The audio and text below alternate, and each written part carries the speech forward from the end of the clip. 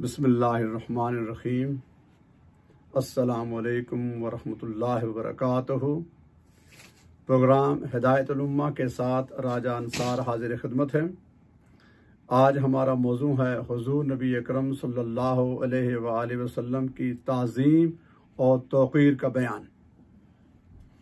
इरशाद बारी ताला है सूरह अल बकरा आयत 104 104। औज़ु बिल्लाहि मिनश शैतानिर रजीम। या अय्युहल्लज़ीना आमनू ला तक़ूलू राइना वक़ूलू उन्ज़ुरना वस्मऊ वलिल काफ़िरीन अज़ाबुन अलीम। ऐ ईमान वालो, हुज़ूर नबी करीम सल्लल्लाहु अलैहि वसल्लम को अपनी तरफ मुतवज्जो करने के लिए राइना मत कहा करो, बल्कि अदब से उन्ज़ुरना हमारी तरफ नज़र करम फरमाइए कहा करो, और उनका इरशाद बगौर सुनते रहा करो, और काफिरों के लिए दर्दनाक अजाब है। फिर फरमाया सूरह अल अहज़ाब आयत नंबर 53 या अय्युहल्लज़ीना आमनू ला तदखुलुल बुयूतन नबी ला अन यूज़न लकुम इला तआमिन गैर नाज़रीन इनाहुन वालिकिन इज़ा दुईतुम फदखुलू व इज़ा तइमतुम फंतशिरू वला मुस्तअनिसीना लिहदीसिन इन ज़ालिकुम कान यूज़ुन नबिय्या फयस्तखी मिनकुम वल्लाहु ला यस्तखी मिनल हक़ व इज़ा सल्तमुहुन्ना मताअन फस्अलूहुन्ना मिन वराइ हिजाबिन ज़ालिकुम अत्हरु लिक़ुलूबिकुम व क़ुलूबिहिन्ना वमा कान लकुम अन तुज़ू रसूलुल्लाहि वला अन तनकिहू अज़वाजहू मिन बअदिही अबदा इन्न ज़ालिकुम कान इंदल्लाहि अज़ीमा। सूरह अल अहज़ाब आयत 53। ऐ ईमान वालो, हुज़ूर नबी अकरम सल्लल्लाहु अलैहि वसल्लम के घरों में दाखिल न हुआ करो सिवाय इसके कि तुम्हें खाने के लिए इजाज़त दी जाए। फिर वक्त से पहले पहुंचकर खाना पकने का इंतज़ार करने वाले न बना करो। हाँ, जब तुम बुलाए जाओ तो उस वक्त अंदर आया करो। फिर जब खाना खा चुको तो वहां से उठकर फौरन मुंतशिर हो जाया करो, और वहां बातों में दिल लगाकर बैठे रहने वाले न बनो।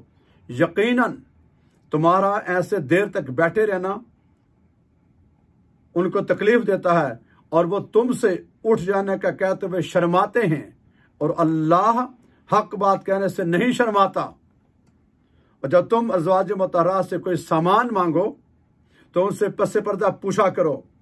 ये अदब तुम्हारे दिलों के लिए और उनके दिलों के लिए बड़ी तहारत का सबब है, और तुम्हारे लिए हरगिज जायज़ नहीं कि तुम रसूलुल्लाह को तकलीफ पहुंचाओ, और ना ये जायज़ है कि तुम उनके बाद हमेशा तक उनकी अज़वाज मुतहरा से निकाह करो।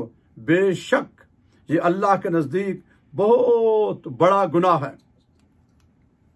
फिर फरमाया सूरह अल अहज़ाब में आयत 57 इन्नल्लज़ीना यूज़ूनल्लाह व रसूलहू लानहुमुल्लाहु फिद दुनिया वल आखिरा व अद्द लहुम अज़ाबन मुहीना। बेशक जो लोग अल्लाह और उसके रसूल सल्लल्लाहु अलैहि वसल्लम को अज़ियत देते हैं, अल्लाह उन पर दुनिया और आखिरत में लानत भेजता है, और उसने उनके लिए जिल्लत अंगेज अजाब तैयार कर रखा है। फिर फरमाया सूरह अल फतह आयत नंबर 10 इन्नल्लज़ीना युबायिऊनका इन्नमा युबायिऊनुल्लाह यदुल्लाहि फौक़ अयदीहिम फमन नकस फइन्नमा यनकसु अला नफ्सी वमन औफ़ा बिमा आहदा अलैहिल्लाहि फयूतिही अजरन अज़ीमा। फिर फरमाया सूरह अल हुजुरात आयत नंबर 1 to 5 या अय्युहल्लज़ीना आमनू ला तुक़द्दिमू बैन यदिल्लाहि व रसूलिही वत्तक़ुल्लाह इन्नल्लाहा समीउन अलीम। या अय्युहल्लज़ीना आमनू ला तरफ़ऊ अस्वातकुम फ़ौक़ सौतिन नबी वला तजहरू लहु बिल क़ौली कजहरी बअदिकुम लिबअद अन तहबत आमालुकुम व अंतुम ला तशऊरून इन्नल्लज़ीना यग़ुद्दूना अस्वातहुम इंदा रसूलिल्लाहि उलाइकल्लज़ीना इम्तहन्नल्लाहु क़ुलूबहुम लित्तक़वा लहुम मग़फ़िरतुन व अज्रुन अज़ीम इन्नल्लज़ीना युनादूनका मिन वराइल हुजुराति अक्सरुहुम ला यअक़िलून वलौ अन्नहुम सबरू हत्ता तख़रुज इलैहिम लकान खैरन लहुम वल्लाहु गफूरुर रहीम। सूरह हुजुरात आयत 1-5।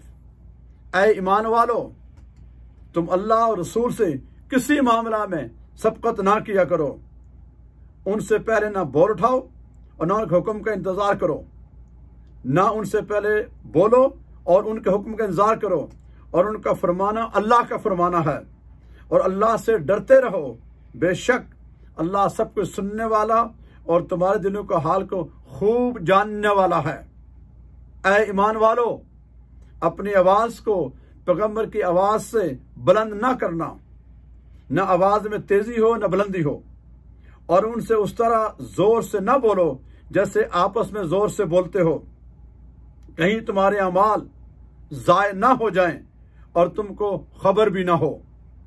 बेशक जो लोग रसूलुल्लाह सल्लल्लाहु अलैहि वसल्लम की बारगाह में अपनी आवाज़ों को पस्त रखते हैं, यही वो लोग हैं जिनके दिलों को अल्लाह ने तक़वा के लिए चुनकर खालिस किया है। उन्हीं के लिए बख्शिश है और अजर अजीम है।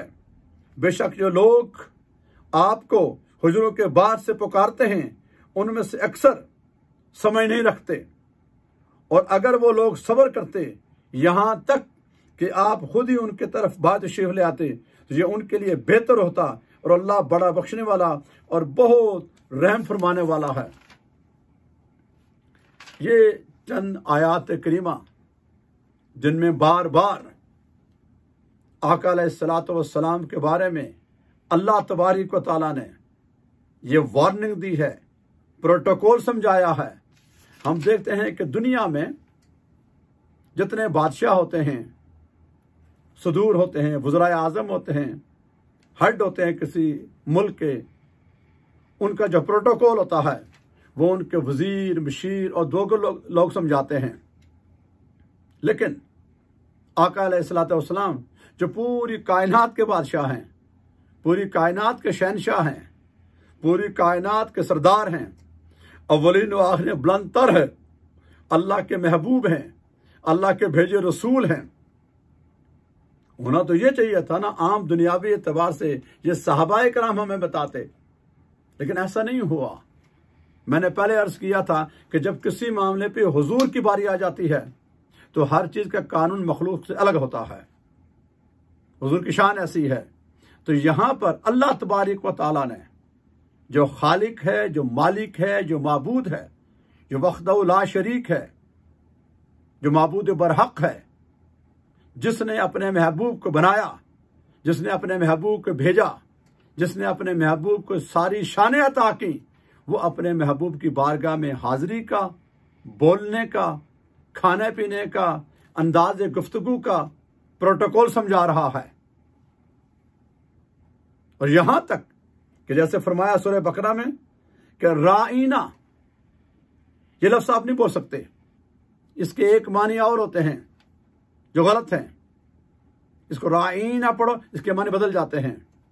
रियात फरमाइए, नहीं उनजुरना, नजर करम कीजिए।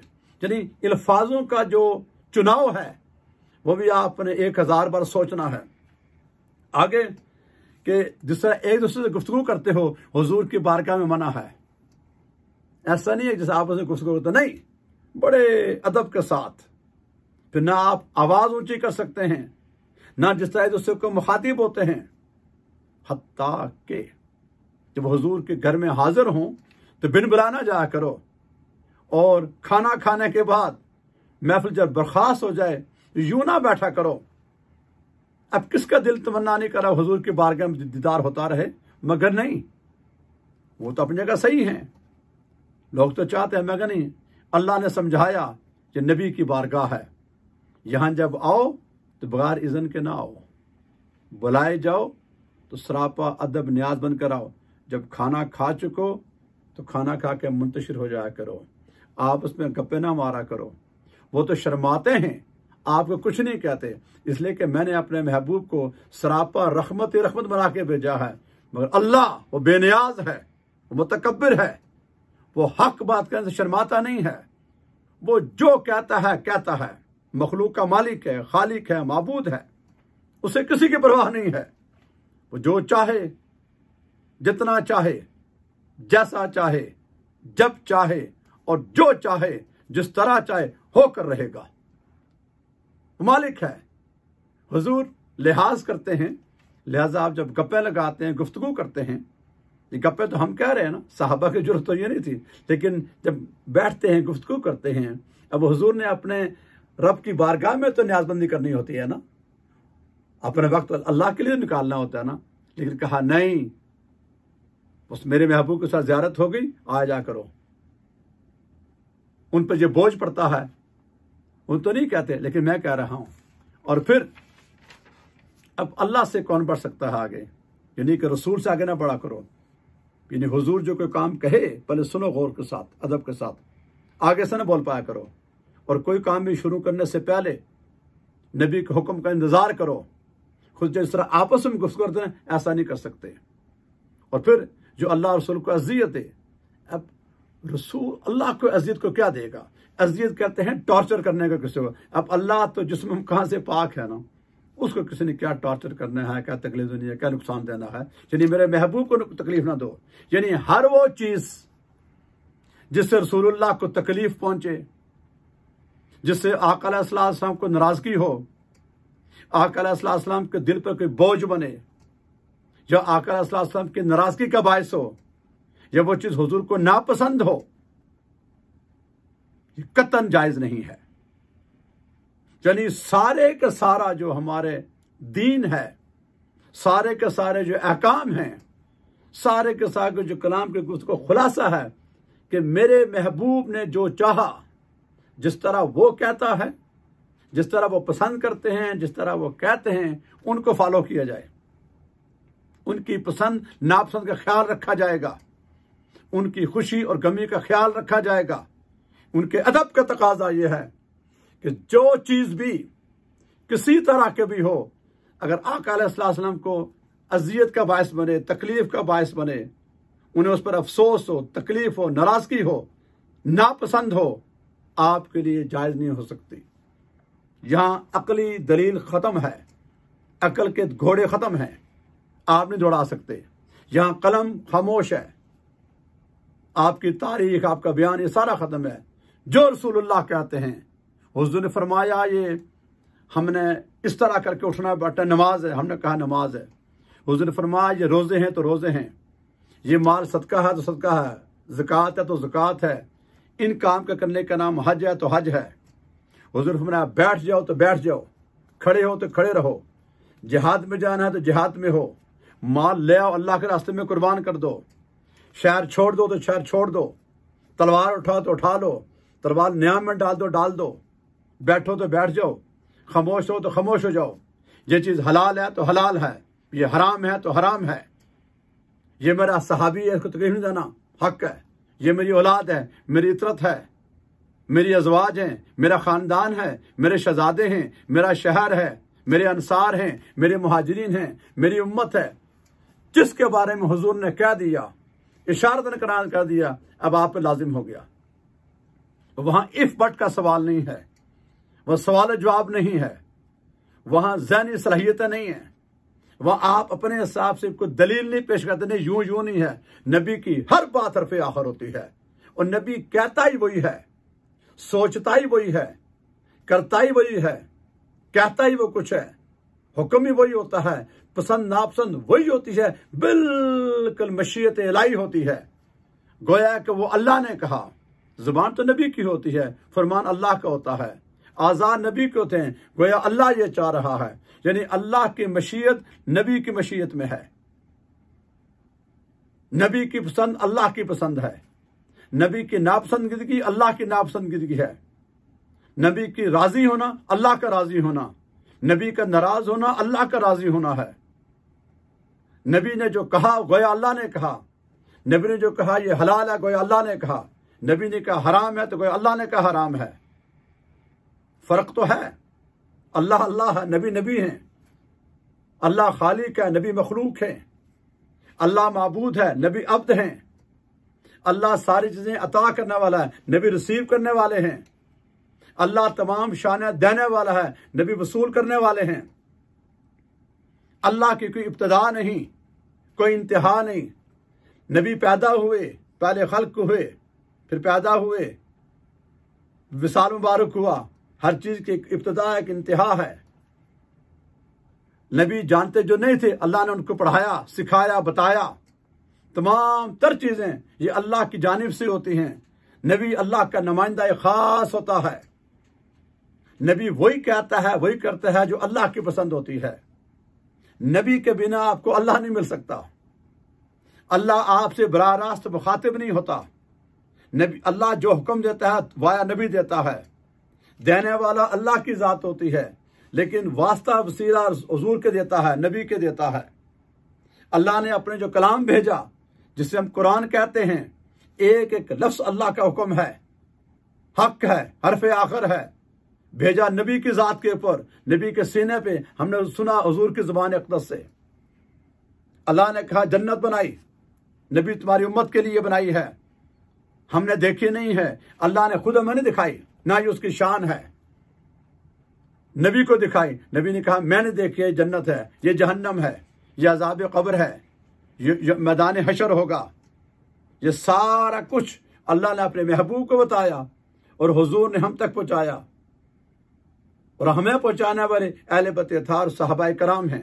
फिर आगे ताबीन हैं, तबा ताबीन हैं, औलिया हैं, मुहद्दिसीन हैं, मुफस्सिरीन हैं, उलमा हैं, आइम्मा हैं, और आगे तफसील है हमारे वालिदैन तक। लिहाजा नबी की ताज़ीम फ़र्ज है, नबी की तौक़ीर फ़र्ज है। नबी की किसी चीज़ के साथ, बाकी किसी मखलूक के साथ कोई मैच नहीं है। नबी की ज़ुबान इंसानी ज़ुबान थी, मगर नबी की ज़ुबान पर हक बोलता है। इंसान की ज़ुबान पर झूठ भी हो सकता है, मगर नबी के यहाँ झूठ का तसव्वुर भी नहीं हो सकता, ख्यालात में तसव्वुर में नहीं है।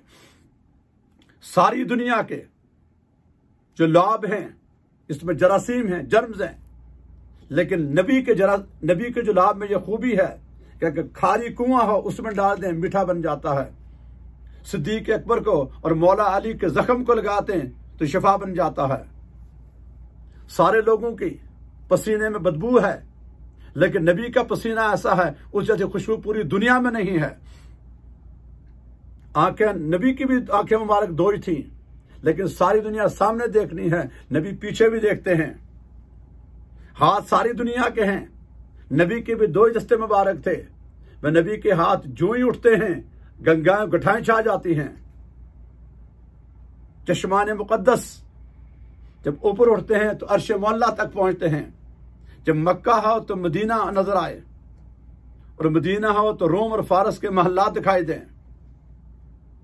पैर बाकी मखलूक के भी हैं, लेकिन मेरे आका के पांव मुबारक हैं जो कभी फर्श पर हैं तो कभी अर्श पर हैं, कभी कोनैन में हैं, कभी काबा कोसैन में हैं। सीने अक़दस बाकी लोगों का भी है, मगर मेरे आका के सीने में कुरान उतरा जो अगर पहाड़ पे नाजिल हो जाता तो रेजा रेजा हो जाते। नबी के सीने अक़दस उसी तरह आया जैसे अल्लाह ने भेजा, जिब्रील लेकर आए। सारी मखलूक की आगे नस्ल बेटे से होती है कि नबी की बारी आई तो उनकी नस्ल अपनी बेटी सैयदा कायनात से हुई है। सारी मखलूक के लिए जब चलते हैं तो पहाड़ दरख्त किसी को नहीं पहचानते कौन है, लेकिन जब मेरे आका चलते हैं तो पहाड़ है, पत्थर है, दरख्त है, शजर है, हजर है। अस्सलातु वस्सलामु अलैका या रसूलुल्लाह, मेरे आका आप पर सलाम हो। जमीन और आसमान हूं, चांद सितारे हों, दरिया हूं, समंदर हों, कहकशां हो, दरख्त हो, शजर हो, हजर हो, हर मखलूक जानती है आप अल्लाह के रसूल हैं, मासवा चंद बदबख्त इंसानों को, जिन्नों के। क़यामत के रोज सारी मखलूक नफ्सो नफ्सी के आलम में होगी। लेकिन एक मेरे आका की जात होगी जो इरशाद फरमाएगी कि अना लहा, इस काम के लिए मैं हूं। शफात कुबरा हुजूर के लिए है, लोहे हमद हुजूर के हाथ में होगा। कब्र में जब हमसे सवाल जवाब पूछे जाएंगे तो पहला सवाल मन रब्बू का, आपका रब कौन है, मा दीनों का, तुम्हारा दीन कौन सा है, और तीसरा सवाल मा कुंत तकुलु हक रजुल मोहम्मदन, तुम दुनिया में इनके बारे में जिनका नाम मोहम्मद है क्या कहा करते थे। जो बुखारी में एक ही सवाल आया है, यहां सवाल बदल गया। ये नहीं कहा आपका नबी कौन था, आपके रसूल कौन थे, इनके बारे में क्या कहा करते थे। अभी तो मानोगे दुनिया में क्या कहा करते थे।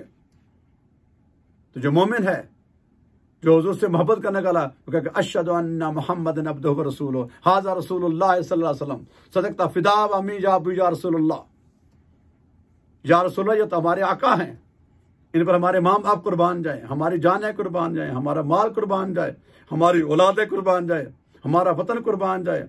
हम अगर 1000 बार जिए, अगर अल्लाह की शरीयत में जायज़ हो, कानून में हो कि रसूलुल्लाह कहें कि इनको मारो फिर जिंदा करो, अल्लाह के इसको मरो फिर जिंदा हो 1000 बार, और हुजूर राजी हूं, तो सौदा खसारे में नहीं होगा। पर एक कानून है, हुजूर ने फरमाया जाओ, इसको जन्नत तो जन्नत है, जहन्नम है तो जहन्नम है, ये जायज है तो जायज है, नजायज है जो नजायज है। हुजूर की हर बात हरफे आखिर है। अल्लाह को वो बंदा पसंद हो ही नहीं सकता, वो मोमिन हो ही नहीं सकता, वो ईमान वाला हो ही नहीं सकता, वो कामयाब हो ही नहीं सकता जो नबी को छोड़कर कोई दावा करे। ईमान सारे का सारा नबी के गिर्द घूमता है। नबी का अदब, नबी की मोहब्बत, नबी की ताजीम, नबी की तौकीर, नबी का एहतराम और नबी की इत्तबा, ये सारे चीज पर ये सारा महवर इसके अंदर है। इसके बिना इंसान का कोई अमल काबिल कबूल नहीं, इंसान की तौहीद काबिल कबूल नहीं।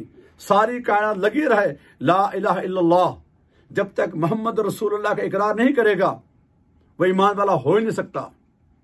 और अल्लाह ने एक इबादत को छोड़कर कोई ऐसा लम्हा नहीं, जगह नहीं जहां अपना जिक्र किया हो, अपने महबूब का ना किया हो। आप अजान है, नमाज है, आपका निकाह है, कब्र है, हशर है, हर जगह अपने महबूब के साथ रखा है। जहां लिखा होगा ला इलाहा इल्लल्लाह मोहम्मद सल्लल्लाहु लिखा होगा, वहां पर जन्नत के पत्तों पर लिखा हुआ है, हुरों के पेशानी पर लिखा हुआ है, जन्नत के दरवाजों पर लिखा हुआ है। सारी कायनात के मखलूक में एक सदावत होती है, मोहम्मद रसूलुल्लाह सल्लल्लाहु अलैहि वसल्लम। तो हम तो खुशकिस्मत हैं। लिहाजा इस चीज की जो बुनियाद है, पहली बुनियाद है हमारी ईमान लाने के बाद, वो अदब रसूल है। नबी का अदब और नबी की ताजीम का में कोई गुफ्तगू करने से पहले, ये बार बार हम जोर देते हैं, बार बार मैं अपने आप को कहता हूं और आपसे ये पैगाम देता हूं कि सारी नमाजें, रोजे, हज, ज़कात, सदका, खैरात, वाद, सारी बातें एक तरफ हैं, दुरुस्त हैं, मगर उन सारी की जो बुनियाद है, बेस है, वो नबी की ताजीम है। अदब रसूल में, मोहब्बत रसूल में, नबी की ताजीम में, नबी की तौकीर में, नबी की मोहब्बत में जो अनकंडीशनली है, बगैर किसी इफ बट के है, उसमें डूब कर इश्क मुस्तफ़ा में, इश्क रसूल में अपने समंदर में गोता लगाकर फिर आप नमाज पढ़ेंगे तो उसका एक मकाम मिलेगा, आपको कबूल होगी, आप कोई इबादत करेंगे फिर आपको अल्लाह मिलेगा। अल्लाह के मिलने का वाहिद एक रास्ता है, वन वे, वो मेरे और आपके आका हज़रत मोहम्मद मुस्तफ़ा सल्लल्लाहु अलैहि वसल्लम की ज़ात अक़दस है, उनका दामन है। और उनके दामन की जो बुनियाद है वो पहली है अदब, मोहब्बत, ताज़ीम, तौक़ीर और फिर इत्तबा। ये सारी मिलकर हमें एक अल्लाह वहदहू ला शरीक की बारगाह में हमारे कबूलियत होती है, हमारी कबूल होती है, और इसमें आखिरत की बुनियाद है। बाकी इसका दूसरा हिस्सा इंशाअल्लाह अगले प्रोग्राम में होगा। अब तक इजाज़त दे, वमा अलैना इल्लल बलागुल मुबीन। शुक्रिया, खुदा हाफिज़। ठीक है।